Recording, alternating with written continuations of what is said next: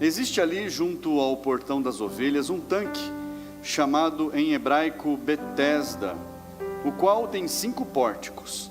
Nestes jazia uma multidão de enfermos, cegos, coxos, paralíticos, esperando que a água se movesse, porque um anjo descia de tempos em tempos, agitando-a, e o primeiro a entrar no tanque, uma vez agitada a água, sarava de qualquer doença que tivesse. Estava ali um homem enfermo havia 38 anos. Jesus, vendo-o deitado e sabendo que estava assim havia muito tempo, perguntou: você quer ser curado? O enfermo respondeu: Senhor, não tenho ninguém que me ponha no tanque quando a água é agitada.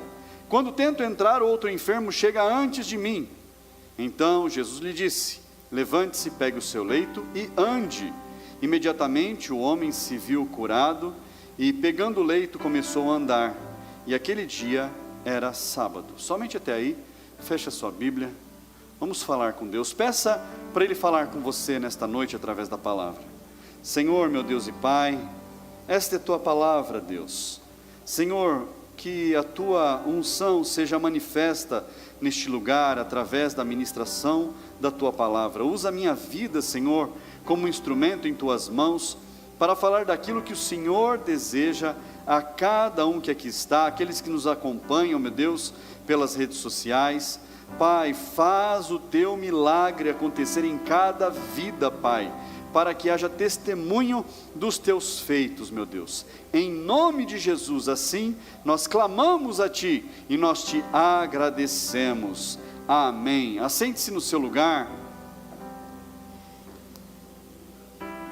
Olha só, esse é um texto bastante místico na palavra de Deus, que diz que ali naquele determinado lugar havia um tanque, perto da porta ali, portão das ovelhas.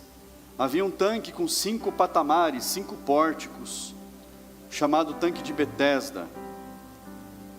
Só que em algumas versões da Bíblia a gente lê que diz assim: dizia-se que ali havia um anjo que de tempos em tempos agitava as águas. Dependendo da versão da Bíblia que você lê, usam palavras diferentes, é claro. Mas o que a gente vê ali? Que as pessoas iam para aquele lugar, ficavam ali esperando a água se agitar. Quando a água era agitada, era um sinal de que um anjo havia movimentado as águas, e então o primeiro que entrasse na água era curado. E essa história, ela foi avançando, tomando força, sendo espalhada, e uma multidão se juntou ali. Uma multidão estava ali, esperando as águas se agitarem. E eles ficavam ali, eu imagino o sofrimento daquelas pessoas, aguardando o movimento das águas, aguardando a água se movimentar, para ver se era o primeiro a cair dentro da água. Eu acho que tinha gente ali na beira das águas, esperando para ver se movimentou, caiu para dentro. E esse homem que estava ali, que Jesus encontra ele estava enfermo há 38 anos, e Jesus pergunta para ele: você quer ser curado? Eu acho que era meio óbvio que ele queria ser curado. Ele estava ali no lugar onde as pessoas buscavam a cura. Ele estava num lugar onde se dizia que havia cura. E às vezes eu vejo pessoas pregando que um anjo movimentava as águas. A palavra de Deus não diz que um anjo movimentava as águas. Relata que as pessoas diziam que um anjo movimentava as águas. Anjo não movimentava água nenhuma. Anjo não foi mandado do céu para movimentar água em lugar nenhum. Não existia isso. Era uma lenda, uma historinha, para enganar pessoas que ficavam ali dias e dias e anos após ano das suas vidas, esperando, depositando a sua fé em algo que não era Deus. Pastor, mas eu aprendi diferente a vida toda. ensinaram errado para você. Ensinaram errado. Porque a palavra de Deus não fala que anjo foi mandado para a terra para movimentar a água. Anjo não foi mandado para a terra para fazer vento forte. Anjo não foi mandado para a terra para fazer terremoto, para fazer fogo pegar em algum lugar. Não é para isso. O Senhor não precisa impressionar a gente com o movimento de nada. E às vezes a gente deposita a nossa fé, a nossa esperança em algo que não é Deus, em algo que não é Jesus. A gente deposita a nossa expectativa em homens. A gente deposita a nossa expectativa num profeta. Tem uma pessoa profetizando em tal lugar. Parece que tem um formigueiro, faz assim, vai um monte de gente lá. Não, porque uma mulher está profetizando e Deus usa ela. Se Deus usa ela, glória a Deus por isso. Mas vai todo mundo. Aí em determinado lugar aconteceu algo, e movimento para lá. E as histórias vão rolando, as histórias vão acontecendo. E o Senhor não precisa de movimentos. O Senhor não precisa disso. Nós não precisamos ir atrás de movimentos. Nós não precisamos ir atrás de coisas que nos enganam.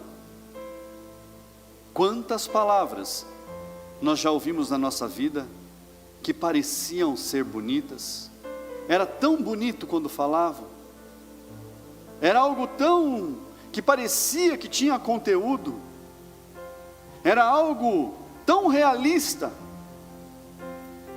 mas não tinha fundamento, era pensamento de homens, era entendimento equivocado, era às vezes enganação. Quantas vezes a gente se viu enganado? A gente se permitiu ser enganado. E aquelas pessoas estavam ali aguardando um anjo movimentar as águas.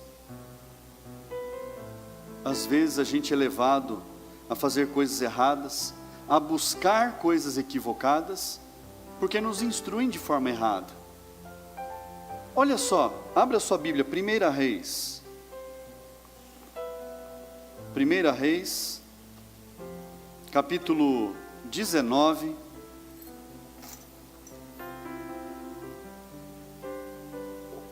Um homem de Deus havia fugido e ele estava com medo. Um homem de Deus estava com medo porque todos os profetas do Senhor haviam sido mortos à espada. E ele achou melhor por fugir. Versículo 9. 1 Reis 19, 9 diz assim: ali entrou numa caverna, onde passou a noite, e eis que a palavra do Senhor veio a ele e lhe disse: o que você está fazendo aqui, Elias? Ele respondeu: tenho sido muito zeloso pelo Senhor, Deus dos exércitos, porque os filhos de Israel deixaram a tua aliança, derrubaram os teus altares e mataram os teus profetas à espada. Só fiquei eu, e eles estão querendo tirar minha vida.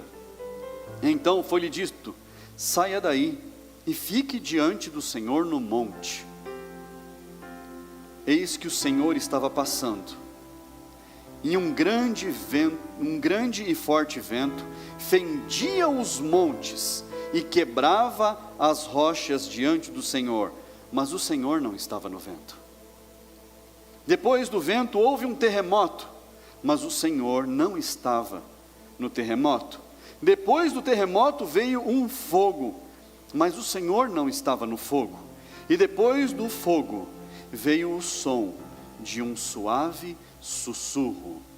Quando Elias ouviu isso, cobriu o rosto com o manto e saindo, pôs-se à entrada da caverna.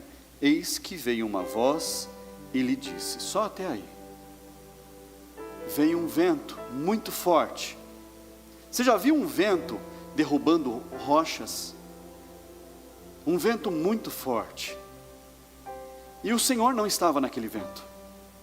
Veio um terremoto e derrubou tudo. E o Senhor não estava no terremoto. Veio um fogo muito forte, queimando tudo que estava ao redor. O Senhor não estava no fogo.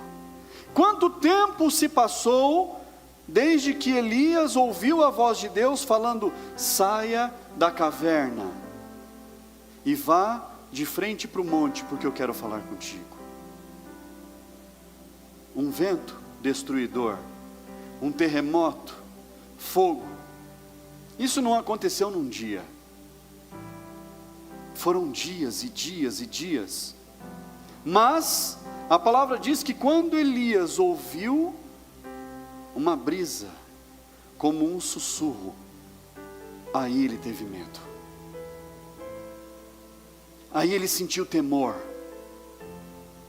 Não tinha anjo sacudindo nada, não tinha a força da natureza fazendo algo, era Deus falando. Nós precisamos identificar a voz do Senhor. Nós precisamos identificar o que é verdade e o que não é. Nós precisamos entender que a voz de Deus, ela é suave. A voz de Deus, ela fala para que apenas nós possamos escutar. Para que ninguém que está perto de nós venha escutar, somente nós. E quando o Senhor fala, com certeza a gente teme. Com certeza o temor vem sobre nós. Elias temeu tanto que ele cobriu o rosto. Ele falou: eu não posso ver o Senhor. Ele viu o terremoto. Ele viu o vento forte derrubando as rochas. Ele viu o fogo que consumiu tudo. E nada disso abalou Elias. Nada disso fez com que ele tivesse medo. Mas quando veio uma brisa, como um sussurro, ali ele temeu. Jesus, ele foi até aquele homem que estava à beira do tanque e falou para ele: você quer ser curado? Jesus não falou: você quer ser curado, varão? Não, você quer ser curado? Ele não entendeu quem era Jesus. Ele não entendeu quem estava ali. Porque se ele soubesse, se ele tivesse entendido que era a voz de Deus falando com ele, ele ia falar: claro que eu quero, Senhor. Mas em vez disso ele falou: Senhor, eu não tenho ninguém que me ponha nas águas quando as águas são agitadas. Sempre vem um infeliz e pula na minha frente. Ao invés dele falar: Senhor, eu quero, ele reclamou.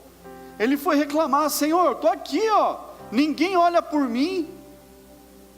Ele não estava vendo que Jesus estava olhando por ele. Ele não foi capaz de ver, porque ele estava de olho no lugar errado. A atenção dele estava na água e nas pessoas que saíam correndo para pular na água.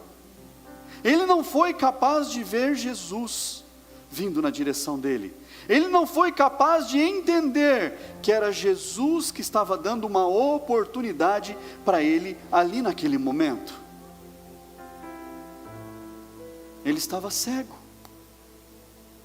Ele não conseguiu ver.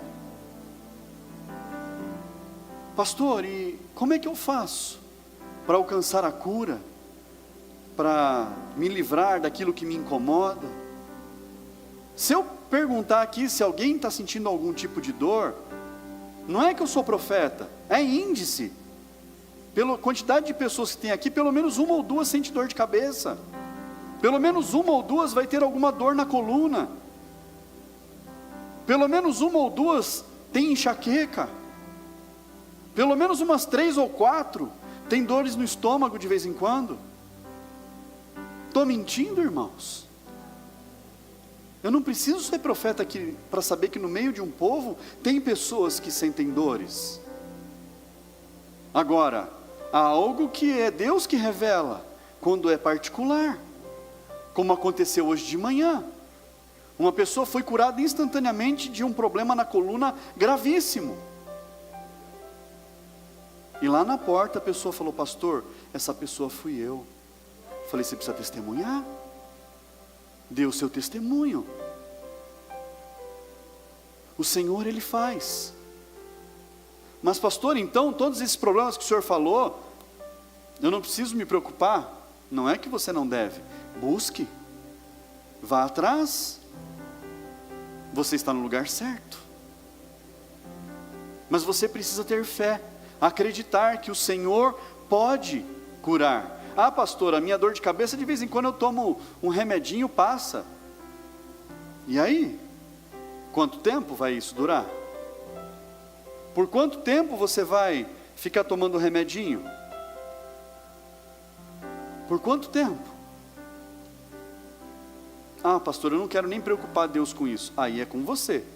Eu sempre passo para Deus as minhas preocupações. Senhor, está doendo, não para esse negócio, já tomei remédio uma vez, não parou, o que eu faço? E isso quando eu falo, sai em nome de Jesus, esse negócio não foi de Deus não. Sai. Não é por causa de mim. É Deus quem faz.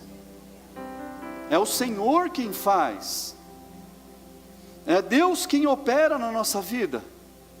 Um dia tinha uma mulher, conhecida como a mulher cananeia, e ela foi procurar Jesus. Ela falou: Jesus, eu tenho uma filha, que ela vive endemoniada, Senhor, cura ela, por favor. Jesus falou: mas eu não vim para você, eu vim para os filhos de Israel, eu vim para os judeus, você não tem parte nisso.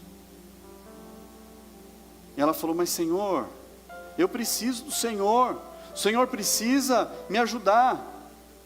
Ele falou assim: mas quem que é você para comer na mesa, para sentar na mesa com os filhos de Deus? Ela falou: Senhor, até os cachorrinhos comem das migalhas que caem da mesa. Senhor, só me dá uma migalha, eu só preciso de uma migalha do Senhor. E Jesus olhou para aquela mulher e falou: você tem grande fé. Olha só, os filhos estavam assentados à mesa com Jesus, e eles não conseguiam consumir o que Jesus estava dando para eles. As migalhas eram desperdiçadas. Essa mulher, ela pediu apenas uma migalha daquilo que Jesus podia dar. Apenas uma migalha. E ela teve a vida dela transformada. Ela teve a casa dela transformada. E nós, que temos acesso direto à mesa do rei, e nós, que temos acesso ao banquete, nós não comemos. O Senhor está servindo um banquete para você hoje. Um banquete, não é migalha não, não é o que cai da mesa, não é o que cai pelo chão que os cachorros comem. Você tem acesso ao banquete hoje. Você vai voltar para casa com dor? Você vai voltar para casa com esse incômodo? Você vai voltar para casa se acostumando com o problema que você está passando? Talvez venha de anos, ninguém resolveu. Você já foi no médico, já tomou remédio, e isso não passa. Talvez tenha algo prendendo a sua vida, travando você, te levando para uma morte precoce, e você não consegue se livrar disso. É claro, a gente não tem força, mas o Senhor está aqui para te servir um banquete hoje. Não são as migalhas que estão disponíveis para você, é o banquete do Senhor. Não tem anjo agitando água aqui. O próprio Deus está neste lugar e Ele vai curar você.